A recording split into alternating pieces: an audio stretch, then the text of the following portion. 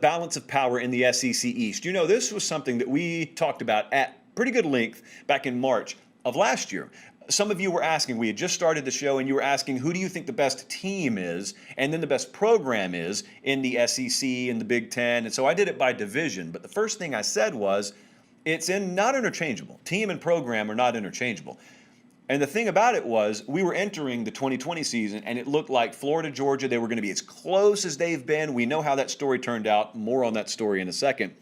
But to me, doing this whole balance of power thing, it's a lot more about program than team. Because a team in any given year is capable of doing crazy stuff. Like Auburn in 2010 won a national championship. They were average the year before. They were average to below average after that. And then they were terrible the year following that, and their coach got fired. Does that mean Auburn was at any given point the best program in the SEC West? No. They happen to have the best team for 1 year. So I'm not saying that Florida right now correlates to Auburn. What I'm saying is, in any given division, any given conference, any given year, stuff can happen. You can have the right kind of confluence of events come together. And Florida had that last year. The question now becomes, whereas we entered last year thinking Georgia was the #1 program in the East, has anything changed? So team is 1 year, program is like 3 or 4 years.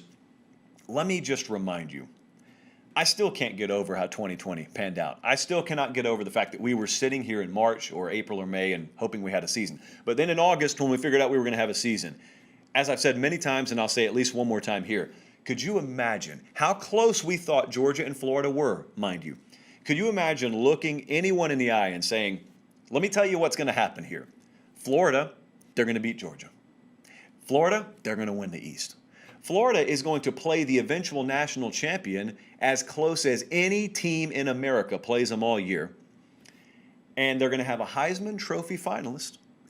And the fan base is going to be pissed at the end of the year. I mean, grade A irate at many aspects. They're not irate overall. They were very happy at times. Okay, and in some cases, maybe that's overselling the reaction. It could be far worse. It's not like Florida fans felt like, the LSU fan base, although ironically LSU beat Florida last year. It's not like that. The anger stems from the fact that they know, Florida fans know, they had a shot, they had a window. How big's the window? We don't know. They had a window last year, and they had a door, let's say a crack in the door. And instead of kicking it down, it's like they opened the door just enough to where they could slide through, and then they let the door shut behind them. And it looks no different now than it did this time last year, which brings me to my next point. What is the hierarchy? What is the balance of power in the SEC East? I think the answer is the exact same as it was coming into last year. Is Florida improved as a program? They absolutely are. Have they pulled alongside Georgia as a program? I don't think they have. They certainly have not pulled ahead of them as a program.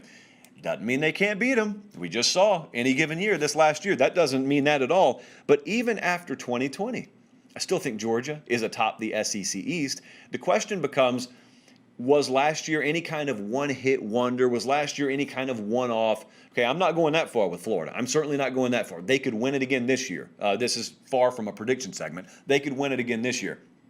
But when you look at the critical factors, I don't think anyone, at least at this desk right now, which is a desk of one, is ready to say Florida has overtaken Georgia and anyone other than Georgia is atop the SEC East. It's a clear 1-2. I'll grant you that. How big is the gap? To varying degrees, we can debate that. But you know what? That's not where it's most interesting to me. Where it's most interesting to me is in the B tier, kind of the tier 2 of the SEC East. So you got Georgia and you got Florida. Tennessee, a lot of question marks, mainly NCAA related. Vanderbilt's hitting the reset button, but there are 3 other programs over here.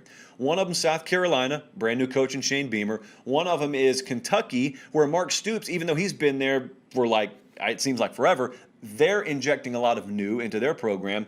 And then also, Colin, what coach did I just say with Kentucky? You know what? We were doing basketball earlier, so there's a chance I said Mark Few. If I did, erase it from your memory. If I said Stoops, forget I ever brought this up. So you got Stoops at Kentucky doing a lot of new things. But then at Missouri, which for all intents and purposes, according to other people in the SEC, is like halfway to Canada, Missouri and Eli Drinkwitz, they're doing a lot of things off the radar. That's the nature of Missouri. Like if you're not contending for the division, which they did not too long ago in a couple of years in a row under Gary Pinkel, not a lot of attention up there. But I want you to think about that because that constitutes tier 2 of the SEC East right now. And with the SEC East, someone's going to pop in tier two. These programs aren't all going to have down years. These programs aren't all going to go 7-5. So someone's going to figure something out. Either you're going to have the year two pop effect with Missouri, with new coaching staff in town. Either you're going to have that happen at South Carolina with a new coaching staff in town, period, and just something happens. Don't know. It takes a grand total of 1 year. Or you could have a fresh infusion of new ideas offensively at Kentucky that bears a lot of fruit.